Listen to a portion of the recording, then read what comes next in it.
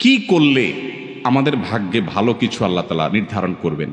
খুব গুরুত্বপূর্ণ প্রশ্ন না? যে আমাদের জীবনে সৌভাগ্যবান আমরা কিভাবে হব, কিভাবে আমরা সৌভাগ্যের অধিকারী হব, ভাগ্য সুপ্রসন্ন হবে কি করলে? আল্লাহ তাআলা তো আগেই নির্ধারণ করে রেখেছেন, আমার এখন কিছু করার আছে কিনা। এটার জবাব হলো তিনটি আমলের কথা আমরা বলবো, তিনটি কর্মসূচির কথা বলবো, যেগুলোর মাধ্যমে আমরা সৌভাগ্যবান হতে পারি, আমাদের নসিবে ভালো কিছু হতে পারে। আরও অনেক আইটেম আছে, অনেকগুলো পয়েন্ট আছে, আমি শুধুমাত্র মৌলিকভাবে তিনটির কথা বলছি। সর্বপ্রথম কাজ হলো আল্লাহর প্রতি ঈমান আনতে হবে, আল্লাহর আনুগত্য করতে হবে, আল্লাহর দাসত্ব এটা আমাদেরকে করতে হবে, আল্লাহর আদেশ নিষেধগুলোকে মেনে চলতে হবে। আমার রব, আমার সৃষ্টিকর্তা, যার কাছে আমাকে ফিরে যেতে হবে। ইন্না লিল্লাহ, নিশ্চয় আমরা সবাই কার? আল্লাহর। ওয়া ইন্না ইলাইহি, এবং আমাদের সবাইকে যেতে হবে আবার কার কাছে? আল্লাহর কাছে আবার যেতে হবে, তার সামনে দাঁড়াতে হবে। সেজন্য আমার রবের নির্দেশের বাইরে আমি চলবো না, তার নিষেধাজ্ঞাকে আমি লঙ্ঘন করব না। এর মধ্যে আমার এই জীবনের প্রত্যেকটা ক্ষেত্রে আমার কল্যাণ নিহিত, আবার এর মাধ্যমে আমার অনন্ত অসীমকালের যে যাত্রা, তার কল্যাণও পরিপূর্ণভাবে নিহিত। মোহতারাম হাজরিন, সেই রবের আনুগত্য, তার গোলামি, তার দাসত্ব যদি আমরা পরিপূর্ণভাবে করতে পারি, আমার নিজেকে যদি আমি সারেন্ডার করে দিতে পারি, আল্লাহর কাছে সমর্পণ করে দিতে পারি, আমি যদি প্রকৃত মুসলমান হই, নামে মুসলমান না হয়ে আমি যদি পরিপূর্ণভাবে আল্লাহর গোলামি করতে পারি, যে আল্লাহর আদেশ আছে, পৃথিবীতে আর কার আদেশ আছে বা নাই আমার দেখার দরকার নাই, কারণ আমি গোলাম আল্লাহর আর কারণ না। আমি বলেছি আশহাদু আল্লা ইলাহা ইল্লাল্লাহ, আল্লাহ ছাড়া সত্যিকারের মাবুদ আর কেউ নাই, হতে পারে না। অতএব নির্দেশ আমি যদি তার পাই, তাহলে আর কারো নির্দেশ আছে কি নাই সেটা আমার দেখার কোনো প্রয়োজন। এটাই হলো ঈমানের দাবি। আল্লাহ যদি কোনো বিষয় নিষেধ করেন, তাহলে সেই নিষেধাজ্ঞা আমি লঙ্ঘন করব না। তাতে কে খুশি হবে কে নাখুশ হবে, কোনটা আমার টিকবে কোনটা টিকবে না, সেটাও আমার দেখার দরকার না। এটা হলো আপনার ঈমানের দাবি। আর যদি বলেন না, এক্ষেত্রে আমি কম্প্রোমাইজ করব, নানান দিক বিবেচনা করব, নানান মানুষের কথা শুনবো, নানান দিক চলে তারপর দেখে তারপর ডিসিশন নিব, তাহলে আপনি নামে মুসলমান হতে পারেন, আপনি প্রকৃত অর্থে মুসলমান হতে পারেন। মুসলমান মানেই হলো আত্মসমর্পণকারী আল্লাহ রাব্বুল আলামিনের কাছে। মোহতারাম হাজরিন, অতএব আমাদের ভাগ্য সুপ্রসন্ন হবে, আমাদের ভাগ্যে ভালো কিছু লেখা হবে যদি আমরা আল্লাহ রাব্বুল আলামিনের আনুগত্য সঠিকভাবে যথাযথভাবে করতে পারি। যে যত বেশি করতে পারবো তার নসিব তত ভালো হবে দুনিয়াতে এবং আখিরাতে। ভাগ্যে ভালো কিছু থাকা, এটার মিনিংটা আমরা অনেকে বুঝতে ভুল করি। আমরা মনে করি অনেক টাকা পয়সার মালিক হয়ে গেলে, অনেক ব্যাংক ব্যালেন্স হয়ে গেলে, অনেক জমি জমা হয়ে গেলে আমার ভাগ্য ভালো। আর জমি জমা হয় নাই, ব্যাংক ব্যালেন্স হয় নাই, টাকা পয়সা হয় নাই, সহায় সম্পদ বেশি হয় নাই, তার মানে আমার ভাগ্য খারাপ। ভাগ্য ভালো এবং মন্দকে এইভাবে যারা সংজ্ঞায়িত করেন, তারা স্পষ্টত ভুলের মধ্যে আছেন। বহু মানুষ সম্পদের মালিক হয়েছেন, বহু মানুষ বড় বড় চেয়ারের অধিকারী হয়েছেন, বহু মানুষ অনেক সম্মানজনক জায়গায় গিয়েছেন, কিন্তু তিনি সুখে নাই, শান্তিতে নাই, দুঃখে আছেন, পেরেশানিতে আছেন। এরকম দৃষ্টান্ত কি ভুরি ভুরি আছে না নাই? আবার সহায় সম্পদ অনেক বেশি নাই, অনেক বড় চেয়ারেও নাই, কিন্তু খুব হ্যাপি, খুব সুখী, খুব সমৃদ্ধ, খুব শান্তিতে আছে, নির্মল হাসি হাসতে পারে, কোনো টেনশন নাই তার মধ্যে, কোনো ডিপ্রেশন নাই। এরকম মানুষও বহু আছে না নাই? সুখ এবং শান্তি এক জিনিস, আর সুখ শান্তির উপকরণ আরেক জিনিস। অনেকে সুখ শান্তির উপকরণ নিয়ে বসে থাকে, কিন্তু সুখে শান্তিতে নাই। একজনকে দেখা যায় ব্যাংকের ক্যাশিয়ার মানুষ, সারাদিন টাকা গনে, বান্ডিল বান্ডিল, হাজার হাজার, লক্ষ লক্ষ, কোটি কোটি। সাদা চোখে দেখলে মনে হবে এত টাকা যে সারাদিন ঘাটে, এর চাইতে সুখে কে আছে? ওই বেচারা জানে যে টাকার গন্ধ কত মারাত্মক। ওই বেচারা জানে যে সারাদিনে ঘাটাঘাটির কারণে কত জীবাণু, রোগ বালাই, টেনশন, পেরেশানি, হাসি, তারপরে আপনার অ্যালার্জি, নানা রকমের অসুখ বিসুখ ও জানে। সে বেচারা জানে যে এই টাকা ঘাটাঘাটিতে কোনো সুখ তার উল্লেখযোগ্য নাই। তারই আরেকজন সহকর্মী হয়তো কেশিয়ার না, টাকা হাতানোর চাকরি নেই, ওই বেচারা তার চাইতে অন্তত ভালো আছে। সেটা জানে যে টাকার গন্ধ শোকা লাগে না, অ্যালার্জি হয় না, হাসি কাশি হয় না, অন্তত তার চাইতে ভালো আছে। কিন্তু সাদা চোখে দেখলে মনে হয়, আরে বাবা, এত টাকার ভিতরে আছে, এর চেয়ে বেশি সুখী কি আছে? ভাইরা আমার, আল্লাহ রাব্বুল আলামিন আমাদেরকে সুখ, প্রকৃত সুখ কোন পথে সেটি বোঝার তৌফিক দান করুন। ওয়ালাউ আন্না আহলাল কুরা আমানু ওয়াত্তাকাউ, জনপদের লোকেরা যদি ঈমান আনে এবং তাকওয়া অবলম্বন করে। তাকওয়া কি ভাই? তাকওয়া হলো আল্লাহ যা নিষেধ করেছেন সেটা থেকে আল্লাহর ভয় বেঁচে থাকা, আল্লাহর যা আদেশ করেছেন আল্লাহর নির্দেশের প্রতি সম্মান, রেখে সেটা নির্দেশটা পালন করা, আল্লাহর আদেশগুলোকে মেনে চলা, এটাই তাকওয়া।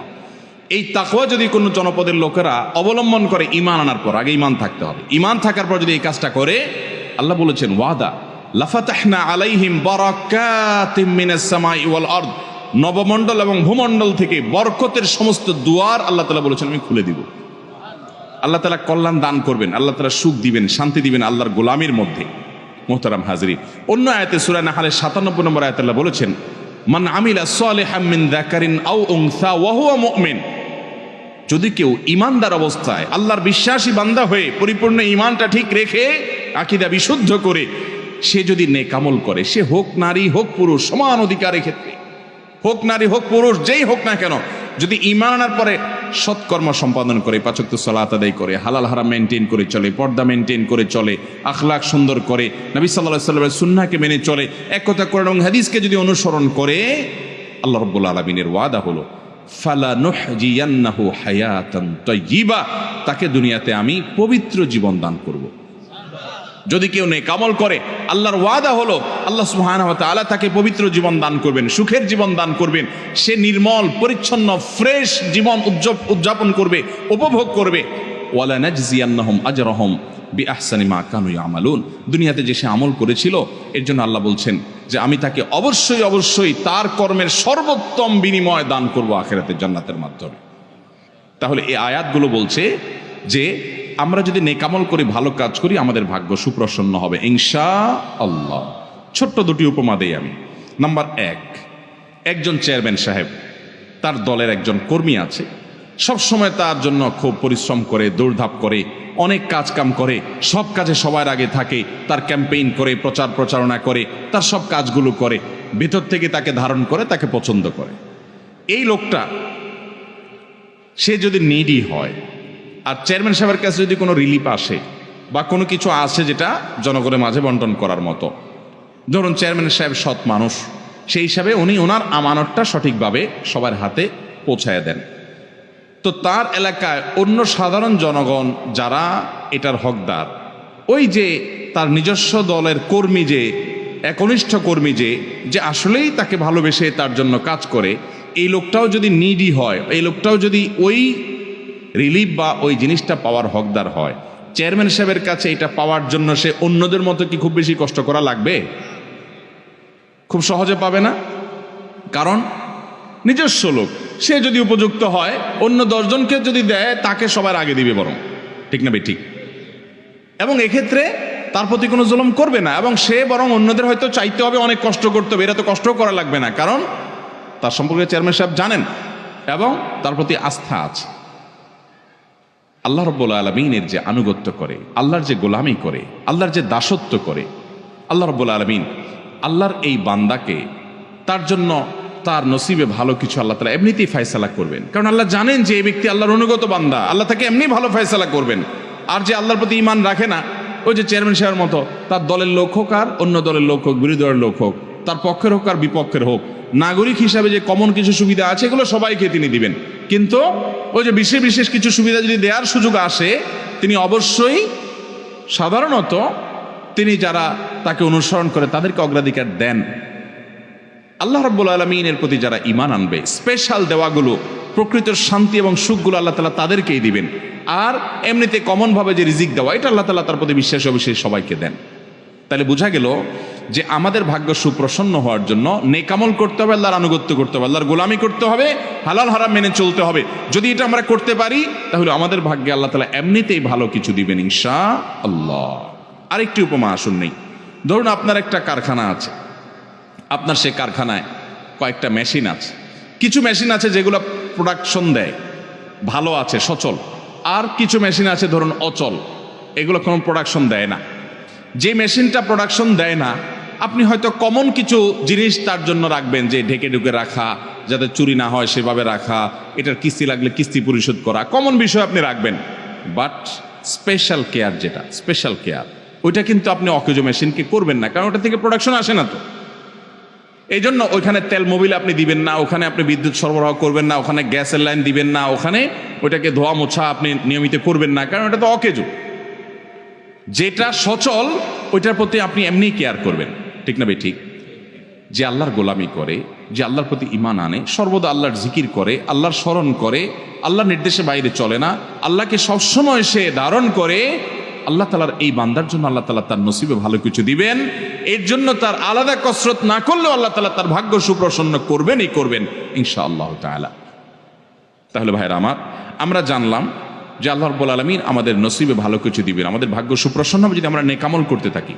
বলে আমি এখন থেকে যদি শুরু করি, এখন থেকে আপনি তওবা করে শুরু করে দেন যে আল্লাহ আজকে থেকে আমি তওবা করে নতুন হালখাতা করলাম, জীবন শুরু করলাম, আগেরগুলোর জন্য মাপ চাইলাম।